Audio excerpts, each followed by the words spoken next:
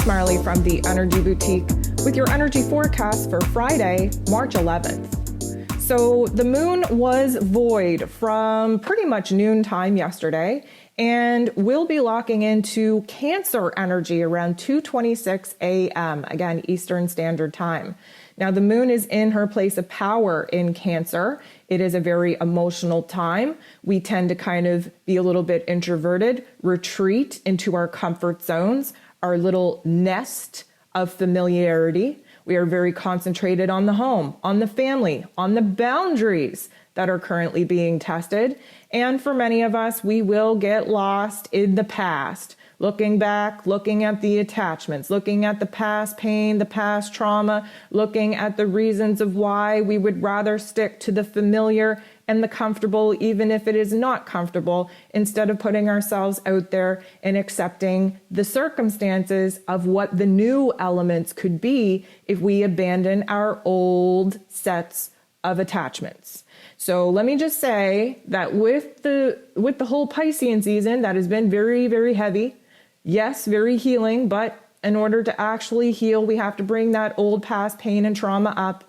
With the moon in Cancer, the sun in Pisces, please expect for the next couple of days while the moon is in Cancer to be highly emotional, highly sensitive. Your intuition will likely be screaming at you for a lot of reasons. There's a lot of memories coming up, a lot of past pain, a lot of past trauma.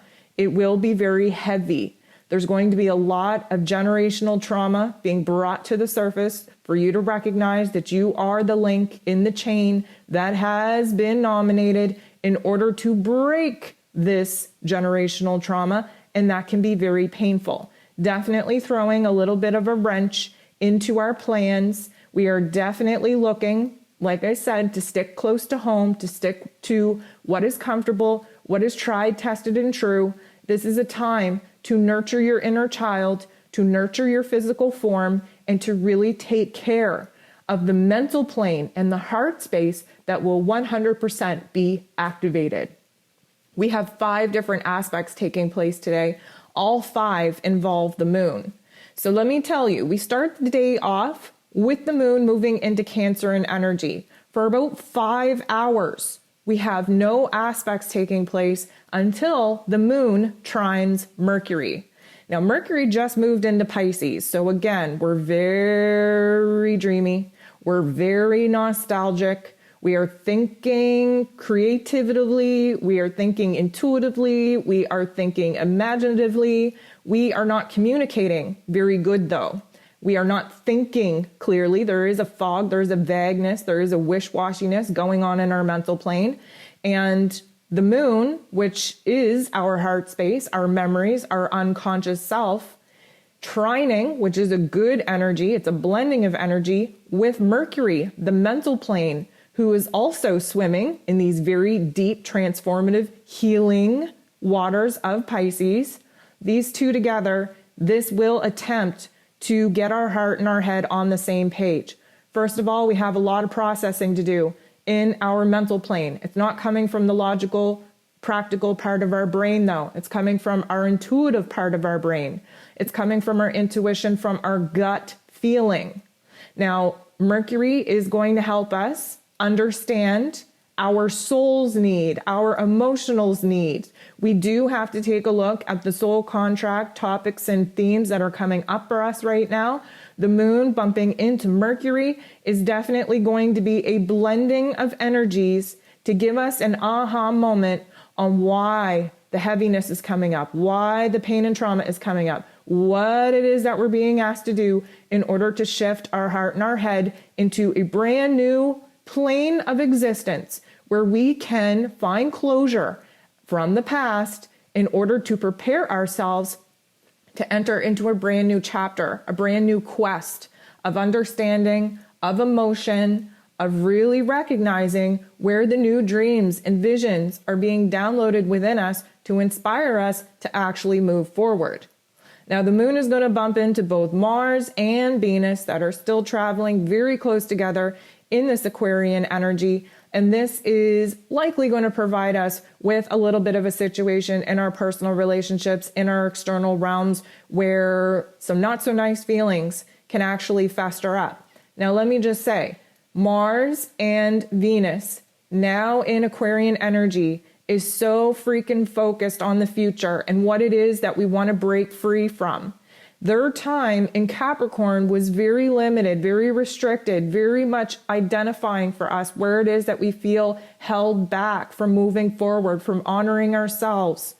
A lot of power struggles in personal relationships were identified, a lot of disinterest in a lot of the relationships, a lot of the ways that we've been conducting ourselves and honoring ourselves was illuminated. And now with Mars and Venus in Aquarian energy, we're looking to bust free from that.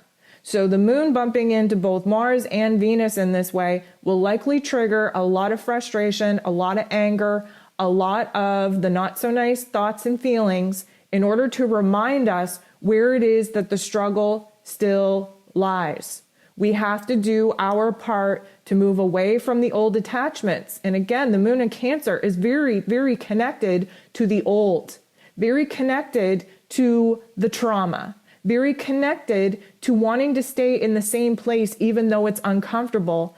And yet we have Mars who rules over our physical action, our passion, our desire, and Venus who rules over our values, our self-worth, our relationships. They're constantly asking us to step out of the old and to move into the new. So again, this is going to be an inner conflict. The moon goes ahead and bumps into Saturn. Saturn also in Aquarius, the Lord of Karma, very connected to the visual, to the dream of the reality in which we want to be living. This is a futuristic energy pulling us so far into the future that we have to gain a visual on what that looks like so that we can start working backwards on what it is that we need to do in the here and now to make the kind of changes that we need to make to align with the vision that we have to have for ourselves and moving forward. This is directly going to affect where it is that we've made commitments that we no longer feel like we want to honor, where we're in roles, responsibilities in our lives that we just do not feel aligned with anymore. This is about where it is that we need to build new systems, new foundations, new structures in our lives that will support us in actually getting to the end goal that we now feel inspired to pursue and create a little bit more distance between the elements that we're no longer in alignment with. The moon is going to semi-square the true node, and this is going to put a lot of confusion and a lot of chaos in our heart space, in our head space, because the true node is trying to show us our destiny point, the path in which we have to travel to get to our end goal. The moon at this point, like I said, would rather be looking back at the past. We have a tendency when we are at a crossroads where we know we have to make a dramatic change to move into the futuristic realm that we're now visualizing and dreaming for ourselves. We have a tendency to look back and romanticize the past and kind of tell ourselves little lies and fibs about how things aren't so bad. Maybe if I change this, it's a little bit more tolerable. Maybe I don't have to make these dramatic changes. Maybe, with all of your boundaries being tested at this particular point, especially in the home and the personal relationship dynamic, maybe things will change just magically on their own without me having to be the one to stand up and disconnect and ruin this relationship or enforce my boundaries or be the bad guy. We start telling ourselves all these kinds of lies and fibs and delusions because we're afraid of being in the position where we're the one who has to stand up and make the dramatic change to end a cycle, to end a relationship, to end a job, to end a career, to end a situation that has been very uncomfortable for a very long time. But of course, the closer that we get to being in alignment with a new vision, a new dream, a new goal that actually makes us feel good about ourselves, that actually shows progress and evolution in our soul and in our heart space, those darker force energies come back and do a mind F on us to try and reflect on the situations that we know we have to move away from and trying to talk up a sweet game for us to kind of stay where it is that we're at so that we're not enlightened, that we make no moves, that we don't evolve. So we are kind of re-editing our plans, and this is going to create a lot of chaos in our heart space because we're trying to talk fear into our own plans. We are trying to talk ourselves out of standing in our power and making a powerful transformation to move ourselves forward, to get in alignment with something that actually makes us happy. We're trying to talk ourselves out of that because we're afraid of change. So be kind to yourself, nurture yourself, really do the dive into your heart space and into your head space and ask yourself, who are you allowing to lead? Your ego self that is talking fear into your big plans, your big dreams, or your higher self that is really encouraging you to bust free from some of these elements, from some of these attachments that are basically sucking the life out of you and preventing you from truly aligning with a dream, with a vision that feels good to your heart and soul.